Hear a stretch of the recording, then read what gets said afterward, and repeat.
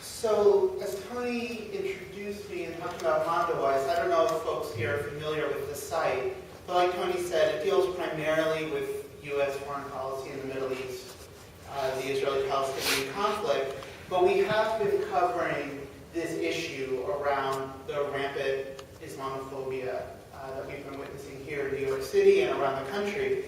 And when we first started this focus, we got some communication from our readers who didn't necessarily understand why we were focusing on this issue.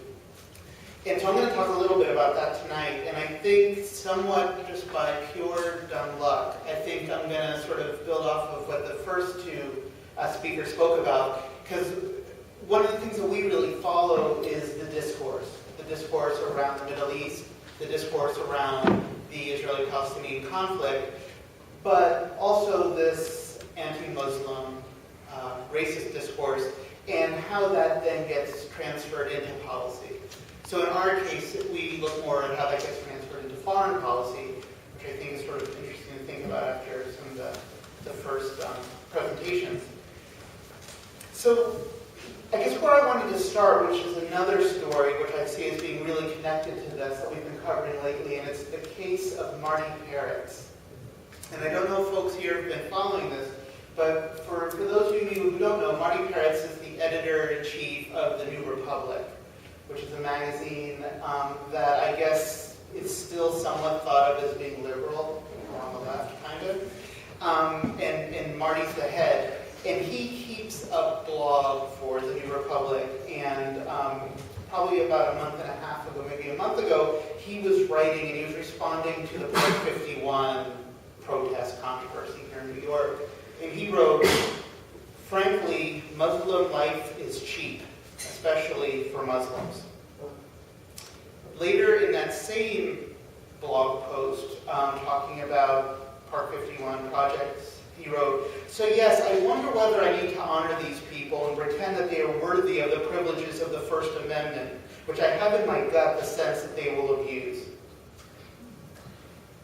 So one of the reasons this came to light is because right at the same time he wrote this, Harvard, which is where he's both taught and graduated from, was preparing to honor him with among many different things. They were setting up a scholarship fund in his honor, a $650,000 scholarship fund that sort of the luminaries that have studied under him were raising money for, including the Washington Post columnist E.J. Dionne, Al Gore. I'm sure there's a whole list of people. And so it became an issue about whether, whatever, Marty Peretz has freedom of speech, he can say whatever racist, stupid stuff he wants, but should Harvard be honoring someone who's saying this at the same time? Nick Kristof had a column in the New York Times calling out Harvard and calling out Peretz about this, and it became this issue on campus and around the country. In the end, the event honoring Peretz happened this past weekend, and it happened, and the scholarship fund was set up. And someone else who was also being honored at the same event, a political philosopher named Robert Wolf, wrote, because one of the things that was happening around this discussion around Peretz was some people just sort of feigning shock.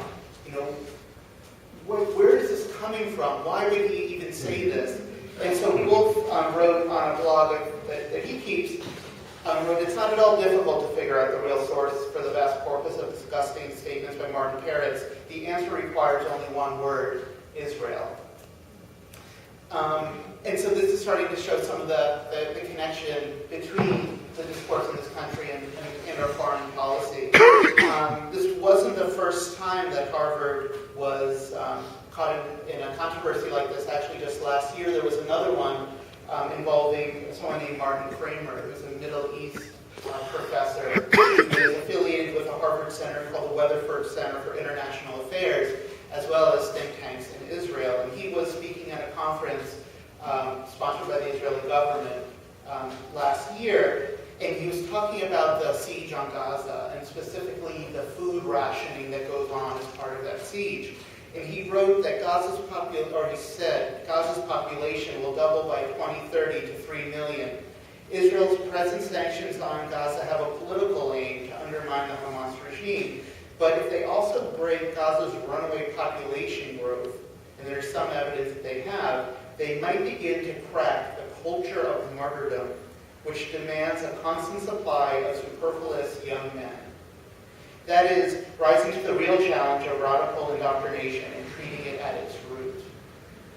So what he was saying in the speech was that there was something specific about the culture in Gaza which leads young men to kill themselves, and so that the way that Israel, and by extension the West, should combat this is basically to starve them to death before that they could, I guess, kill Israelis or Americans. So that is also starting to get to where this rampant anti-Muslim racism, Islamophobia, starts to turn into policy. But that, even in Kramer's case, is still a speech he gave in Israel. Not necessarily talking about foreign policy here in the U.S. Unfortunately, we have a great example of this here in the U.S. in a report that just came out 2 weeks ago, put out by a Washington, D.C. think tank called the Center for Security Policy.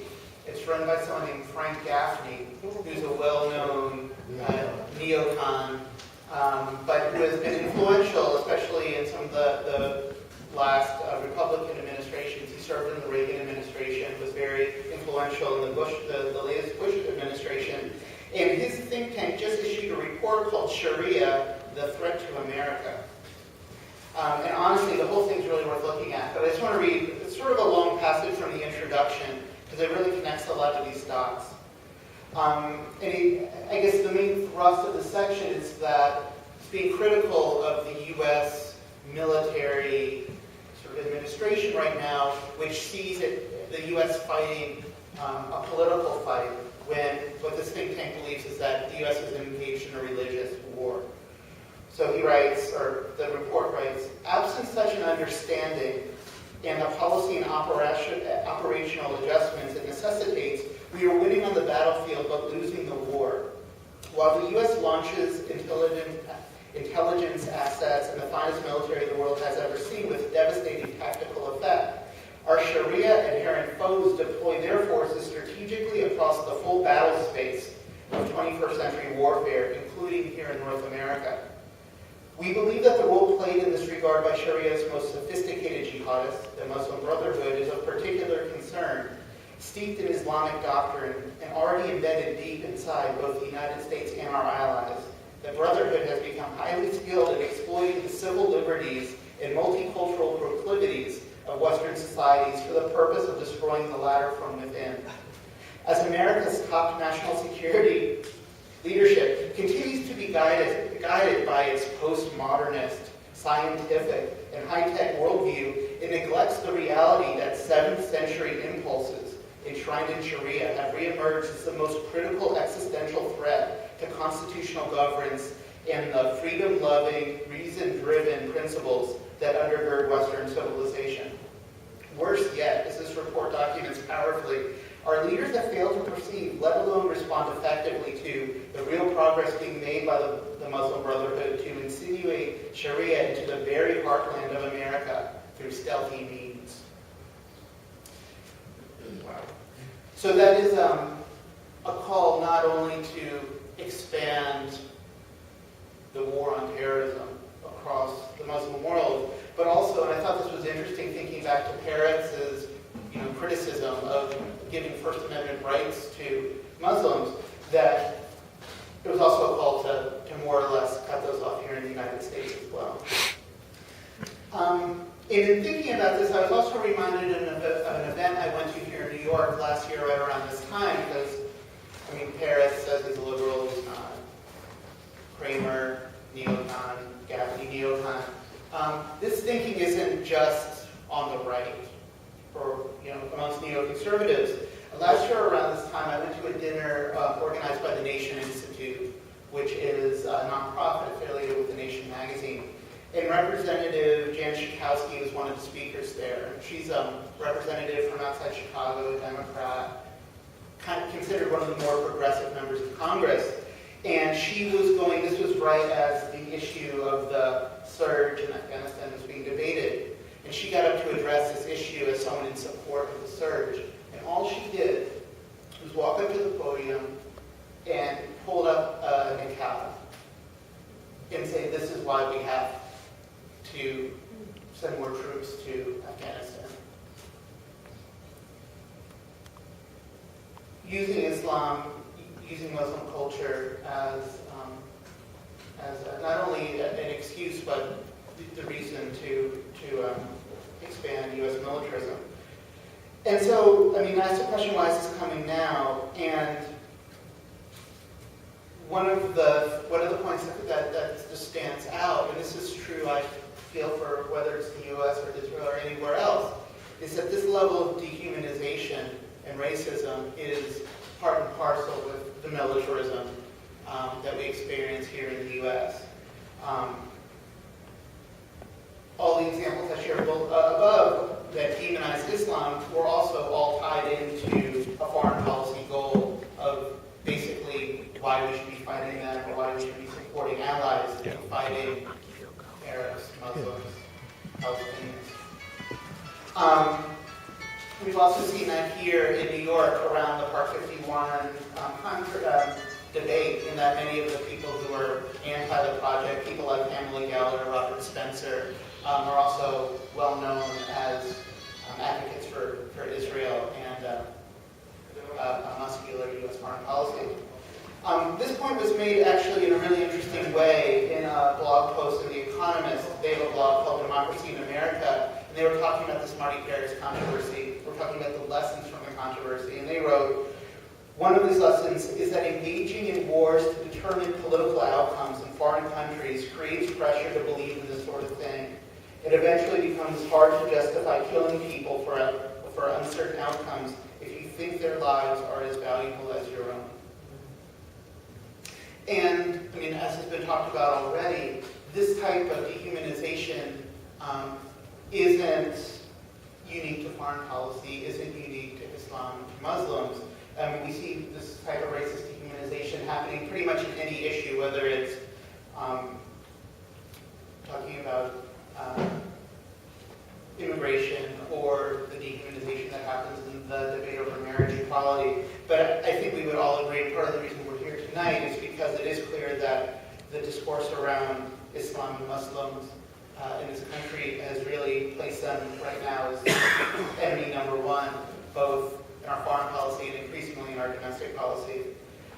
In conclusion, I just wanted to share something else, because it does seem that there might be a slight sort of ray of hope. Not sure. But one of the things that The Economist also wrote in their little write-up of the Peretz controversy is that debate, or that the fact that it became an issue is, quote, exactly the sort of conflict that helps to delineate the boundaries of acceptable discourse in America.